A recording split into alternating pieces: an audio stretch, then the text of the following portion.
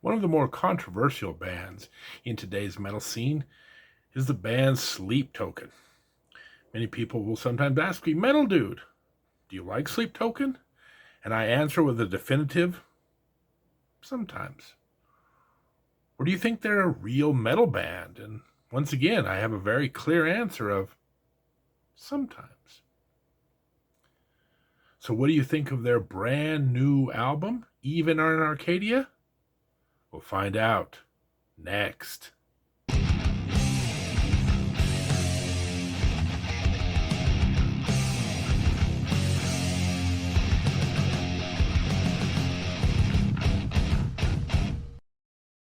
Welcome, metal enthusiasts, to another episode of the Metal Dude Abides. Tonight, we are going to take a look at the brand new album from Sleep Token, Even in Arcadia. Now, this band, as I said in my intro, is a little bit hit and miss with me. I'm not quite sure what I think of them, and it varies pretty much from song to song. Let me give you a for instance. Last year they had, or 2 years ago, 2023, they had an album, very popular, Take Me Back to Eden. Now, every year that I've done the show, I do a top 10 heavy metal albums, top 20 heavy metal songs, etc. Vor, that year, off that album, was my number 4 song of the year. An excellent song. And you get your end of year Spotify account where they say this is what you listen to. Vor was actually the number 1 song on the old Metal Dudes family account. There was another song on that album called Chokehold that ended up being my number 12 song of the year. And if truth be told, now a year later, Chokehold would probably move up the ranks, maybe even past Vor. Those 2 songs in particular are fantastic.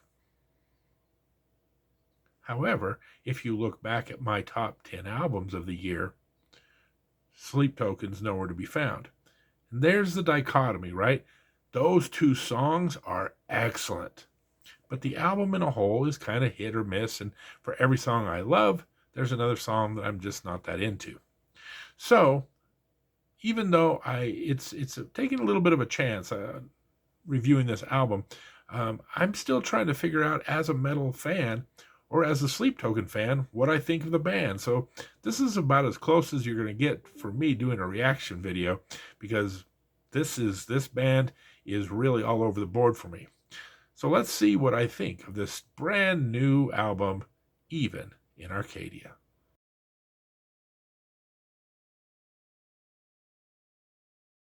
I'm going to get very nitpicky and very particular about this very first song, because this first song is going to dictate a pattern of this album.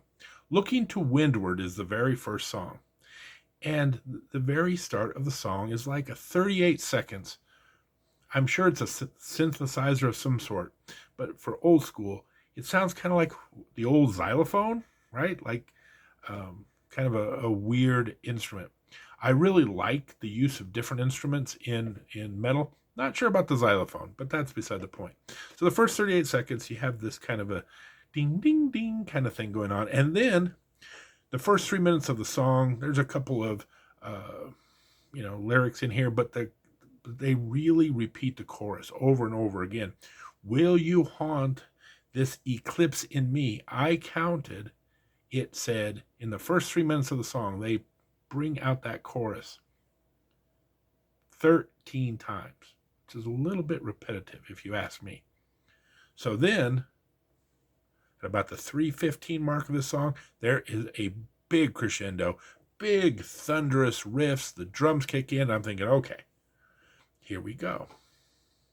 But then, after about a minute, they kind of go into what I call like a nu metal kind of rappy kind of cadence.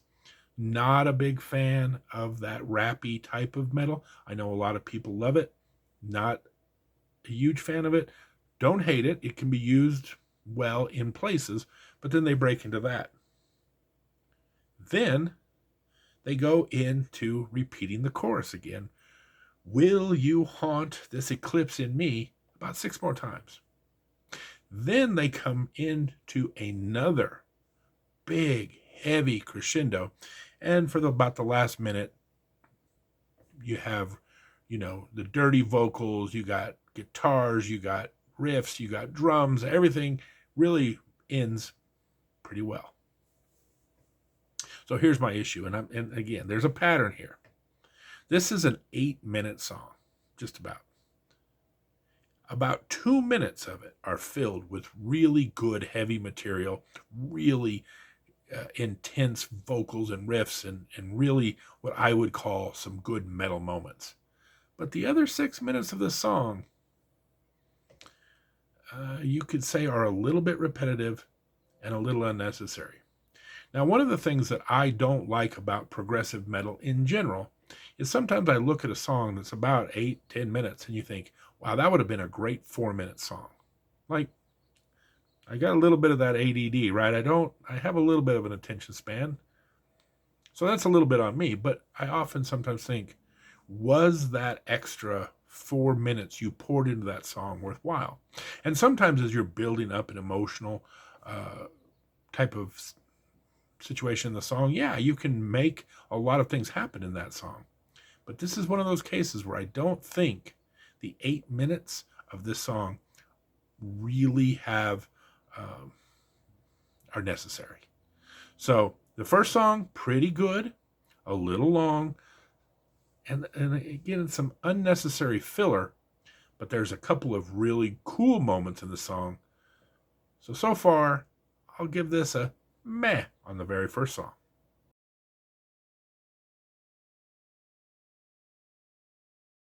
All right, the second song on here is called Emergence.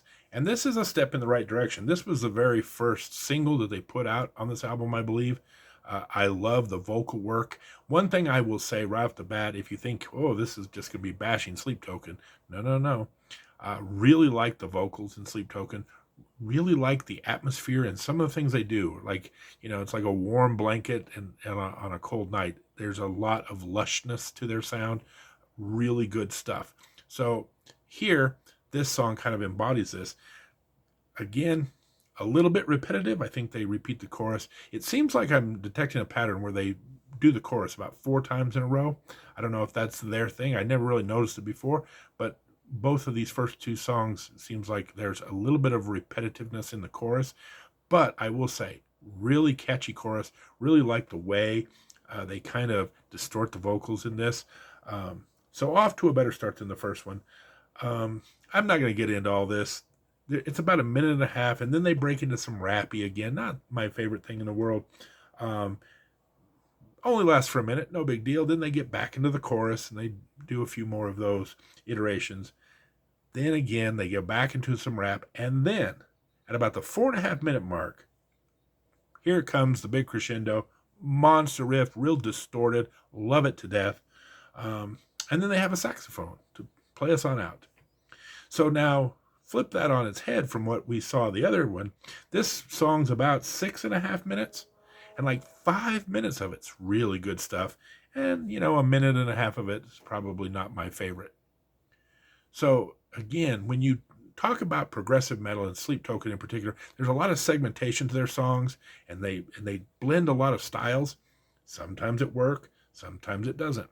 I might have rearranged those segments a little bit, but overall, Emergence is a very good song. I liked it when it came out. Probably the reason I'm doing this review is because I liked this song. So a nice step in a right direction.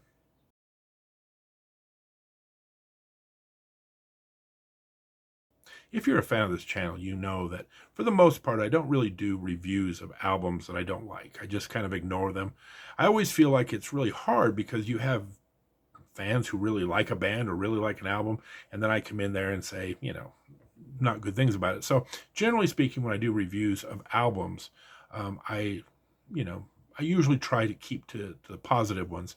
But again, the Sleep Token, because it's so controversial and because there's so much mystery around the band, I thought I would give this a go. So I will say that if you're a huge fan of Sleep Token and you don't want to hear anything negative about the band, this may be the time of the episode to bail, because the next song, Past Self, is absolutely terrible. The only good thing I can say about this song is it's the shortest song on the album. Thank goodness. Nothing special about this song, just filler.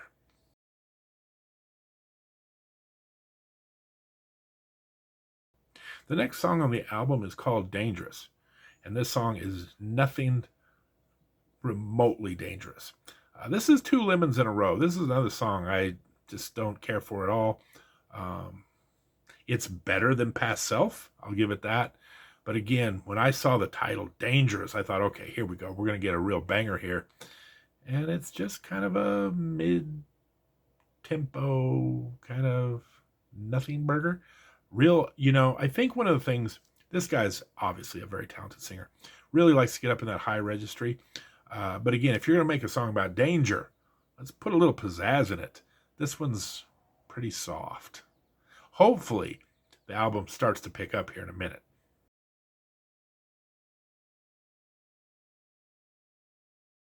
All right, the fifth song on this album, Caramel. The second video that they put out prior to this album. And it is definitely an improvement. So, whew, after those last two songs, I was about ready to pull the chute. But this one kind of brings us back. Starts off again with that xylophone thing. Again, not a huge fan. There's a lot of different instruments you can put into heavy metal. Not sure this one works all that well. I like the title and the concept of the album. One of the things that I will say, again, about the singer, really kind of a smooth delivery, a very soothing delivery. I often compare this band a little bit to Thin Lizzy, in that I really felt like Phil Lynott. Even when there was a song that I didn't really care for, he still sang it very well, and it was always very soothing and comforting. This guy's got maybe not the same voice as Phil Lynott, because again, they're both very original, but this is a very soothing kind of song. Now here's where, again, I've detected a pattern. At about the 3.5 minute mark of this song, here we come again with this big, like there's nothing really going on. It's an okay song. And then wham, it comes in, heavy riffs, drums, and then finishes off pretty strong. But this song's only meh because the first 3.5 minutes of it are kind of, again, a bit of a nothing burger. So an improvement over the last two songs, but what I'm starting to detect as a pattern is you kind of get this mediocre song that they're going to bring into a crescendo 3 to 4 minutes into the song, but by the 3 to 4 minute mark, I've kind of lost interest. So I think that's one of those things I love. Okay, if you watch this channel, you know this. I love a song that starts out slow and then builds up to a crescendo. But number one, you got to hook the viewer in first to the song part of it. And number two, you can't do that on every song. Like I said, we're detecting a pattern here. We'll see if it continues throughout the rest of the album.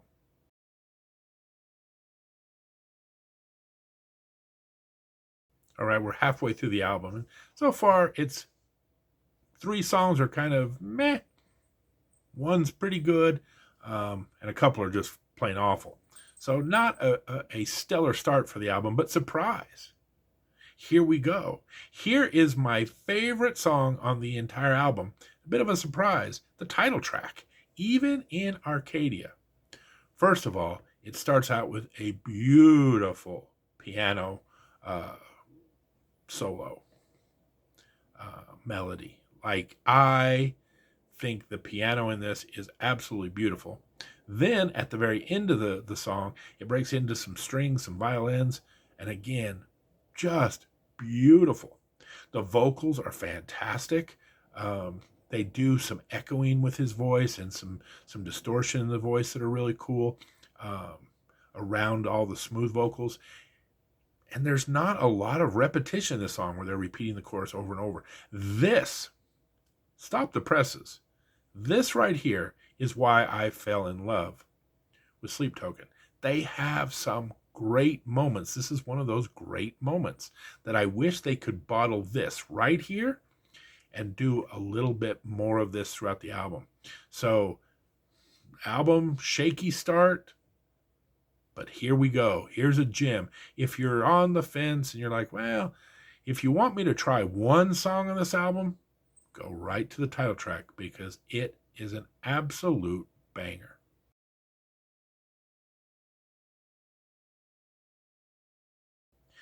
Well, enjoy it while it lasts, everybody, because we're back into the pattern that I don't really care for. And that is the next song, Provider. I'll say something nice. It has some really cool, subtle pipe organ music going on in the background. It's kind of cool. But we're back in that pattern again, where it's kind of a mediocre song, kind of wandering around a bit. And then here we go, about 3 minutes, they come in with this kind of, that same kind of, all right, we're going to save the day with a riff. The problem is the song up until the riff isn't very good, and now even the riff coming in with the big crescendo riff is kind of getting a little bit monotonous. Like, well, you've done that in a couple of other songs. One of my favorite guitarists of all time is Ritchie Blackmore. You know how much I love Ritchie Blackmore. I had a chance to see Ritchie later in his years. I missed. I'm old, but I'm a little too young to have been around for his Deep Purple run. Was too young for his Ronnie James Dio Rainbow run. Even his Graham Bonnet run was way before my time. Didn't start going to concerts till the 80s. So by the time I catch up with Rainbow, it's like 1982. It's the right straight between the eyes tour. But by this point, Rainbow has gone very commercial. And so it was kind of funny. Me and my friend went, really good show. Blue Oyster Cult opened for them. And Buck Dharma, who I liked, but I'd never really thought that highly of. Seeing him in concert, he just blew everything away. Just unbelievable guitar work. Then Ritchie Blackmore came, and Rainbow came afterwards. And I felt like Ritchie Blackmore was trying to wrap these solos into these softer lyrics, and he would, do one of these when he was done, how he always used to do. And I always thought, that would have worked if you'd have just put together this epic song, and then you have the epic guitar solo in it. But you're trying to become a guitar hero in the middle of a pop song, and that's what this kind of reminds me of. It's like, and then we're gonna come in with the crunchy riff and go, we've saved the day. Here we go. We're metal. But the fact of the matter is you need to have at least a few of these songs like have intensity throughout and not wait till the 3-minute mark to come rushing in to bring that intensity. So once again, Provider fits into that pattern of meh for me. Would really like to see them come into a song right off the bat and just start kicking ass right away instead of kind of, I know what they're trying to do. They're trying to build up for this big moment, but they're starting to fall flat a little bit.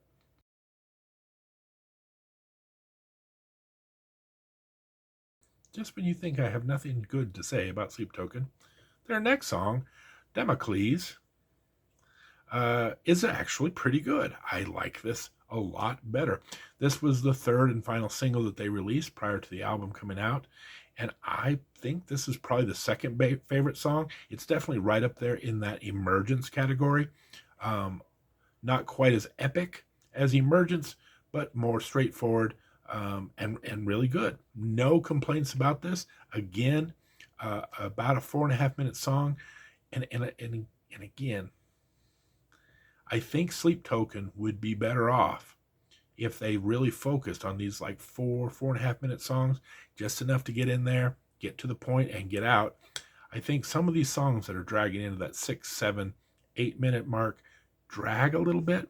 And I know that a lot of, again, that's kind of a trope of progressive metal, but in these cases, a lot of these songs have filler. This one does not. I would say this is the second best song on the album, and definitely one to go check out.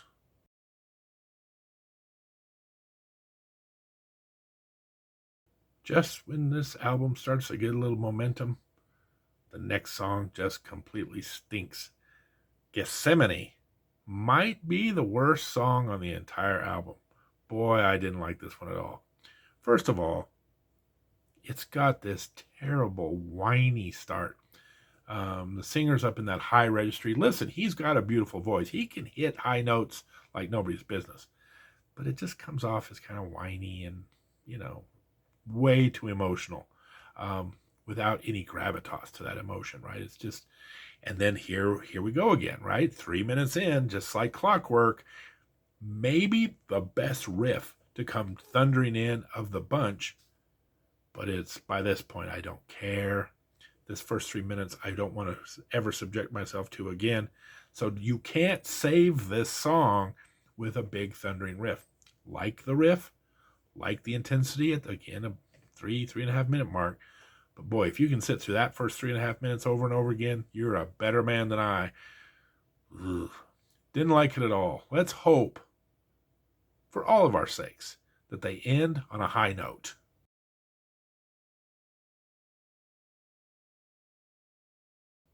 The last song on the album is called Infinite Baths. It is the longest song on the album. It feels like an infinite bath. And you know, there's only so long you can stay in a bath before the water gets cold and you get all pruny. This song is very slow and very long. And once again, somewhere, I think in this one, like 5.5 minutes into the song, it starts to kick in. You know, halfway through the album, you know, there have been a couple of good songs, a couple of mediocre songs. But after these last two songs, I've really soured on this album. I think that this is, it's lazy, in my opinion, right? Like, we're going to write this mediocre song, and then we're going to throw a riff in the middle of it and save, and that'll fix everything. And they just do it over and over and over again. This song is way too long. There's no fixing this album. Let's just get to the summary and call this over.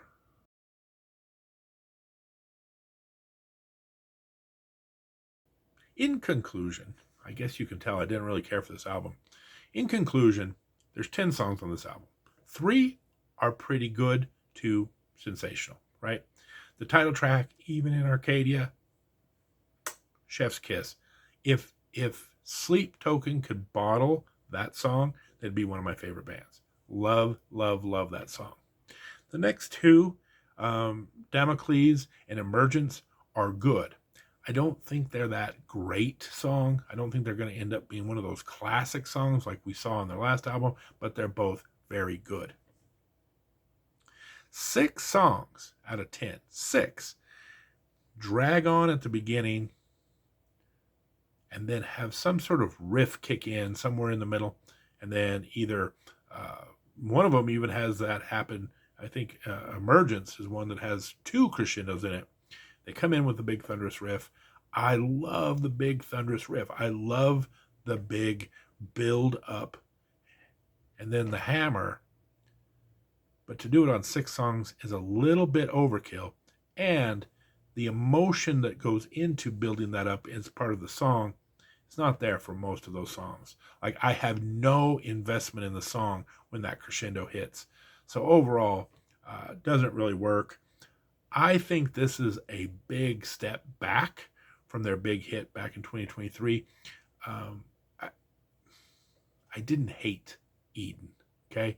It was, again, it had hits and misses, but overall you got, it really faded towards the end, but, the first, 5 or 6 songs on Eden, pretty good. This one is like, if that is an 8 album, this is like a 3 album. It's quite a bit worse than Eden. So I think it's lazy, as I said earlier. I think it's dependent on the riff to come in and give all your emotion in the songs. Overall, I asked the question on the thumbnail, and I have to say, the new Sleep Token album is a real snoozer. I don't recommend it. Hopefully, they'll bottle some of the good stuff and make a big comeback. I've seen bands kind of go through peaks and valleys. Hopefully this isn't the start of a great regression in their music. It'd be great to see them strike back on their next one with a little bit better stuff.